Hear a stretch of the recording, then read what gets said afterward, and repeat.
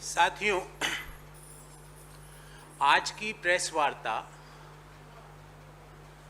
एक बहुत महत्वपूर्ण मुद्दे पर है और वो महत्वपूर्ण मुद्दा है भगोड़ों का साथ, भगोड़ों का विकास। और जो भी मैं शब्द बोलूँगा, जो भी डाटा दूंगा, उसका साथ में एनेक्शर भी संलग्न है। वो मैं आपको दिखाऊंगा भी, आपको मैं दूंगा भी। जो भगोड़ों से किस तरह पैसा वसूल करने का सरकार का और उनको भगाने का किस तरह का सरकार का एक मोडस ऑपरेंडी है, वो आज आपके सामने रखूंगा। सरकार का एक मॉडल बन चुका है कि देश से एक्सपोर्ट करते हैं भगोड़ों को और वो भगोड़े वहां बाहर जाके विदेशी धरती से देश को इंपोर्ट करते हैं उन्हीं की कंपनी में बनी हुई वस्तुएं। Exporting fugitives from India, and the same fugitives are importing goods and services, and those goods and services were purchased by Government of India. यहां से भगोड़ों का निर्यात केंद्र सरकार के, मोदी सरकार के संरक्षण में होता है और वही भगोड़े वहां से सेवाएं व वस्तुएं देश को भेजती है और देश की सरकार उन्हीं भगोड़ों की कंपनियों से वो वस्तुएं खरीदती है। साथियों, मैं बात कर रहा हूं संदेशरा ग्रुप की, क्योंकि ये लाइन खत्म ही नहीं हो पा रही है। नीरव मोदी, मेहुल चौकसी, विजय माल्या, संदेशरा, जो ही ईडी की इनके ऊपर कार्रवाई चालू होती है, ये देश छोड़ के चले जाते हैं। इनको कोई रोक टोक नहीं होती। वापस लाने के नाम पे वो कहते हैं वहां पे इंटरपोल के नोटिसेस वो खारिज करवा देते हैं। सरकार उस पर चुप्पी साधे रहती है और वहां से वो सेवाएं और वस्तुएं भेजते हैं जो भारत सरकार खरीदती है। और ये सब कुछ हो रहा है जब भारत सरकार ने उनको भगोड़ा घोषित कर दिया। They were termed as fugitive economic offenders by Government of India, and the same Government of India is purchasing goods and services from fugitives, and I will give you all evidences for that.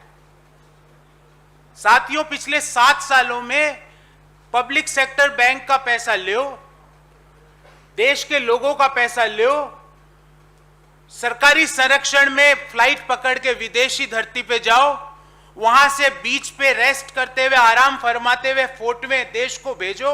और अब एक कदम आगे और हो गया कि वहां से वस्तुएं और सेवाएं देश को बेचो और देश की सरकार उन भगोड़ों से खरीद रही है।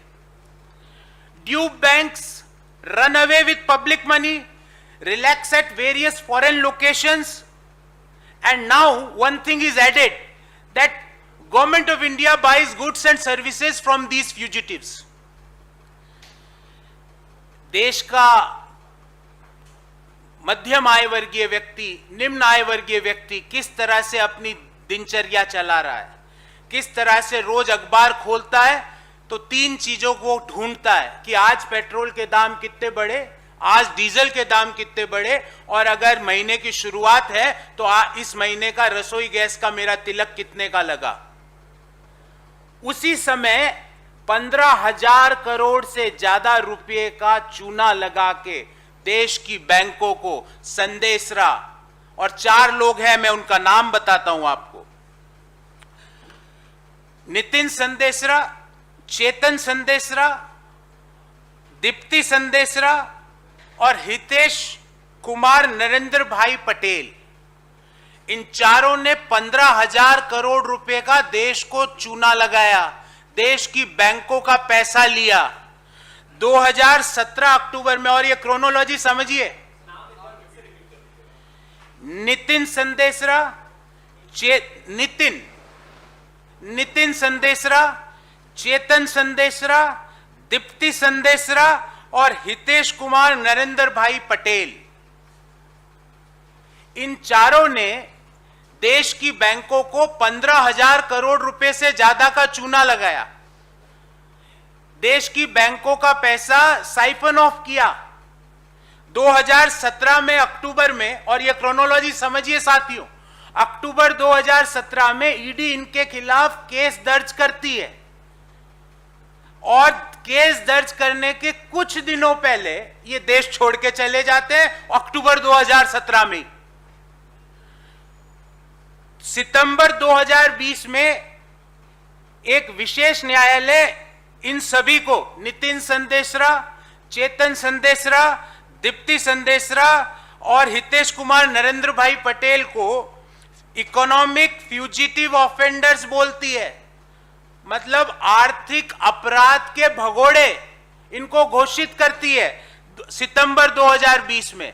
2017 में ईडी, पता नहीं इनका ऐसा क्या कम्युनिकेशन है कि जो ईडी केस दर्ज करे उससे थोड़े दिन पहले ये देश छोड़ के निकल जाते हैं।